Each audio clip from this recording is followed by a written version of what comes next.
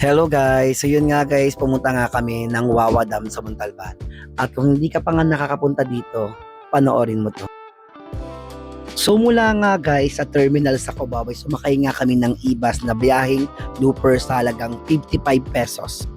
After almost 1 hour, narating na nga kami sa Lubers at doon guys, may sakay na nga ng tricycle papasok ng Wawa Dam sa halagang 20 pesos per head.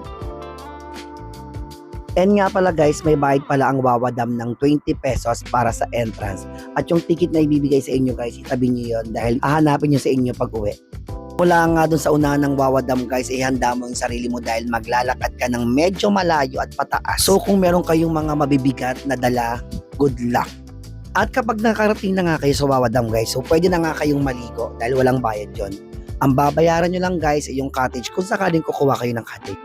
At base nga dun guys sa pinagtanungan ko, yung cottage nila pag day tour is 200 hanggang 300.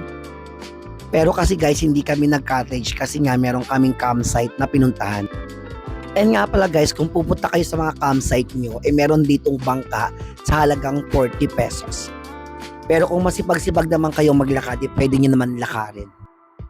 At guys, meron na pala ditong palengke, tindahan ng gulay, karne, alak, sigarilyo. Kaso nga lang guys, medyo pricey.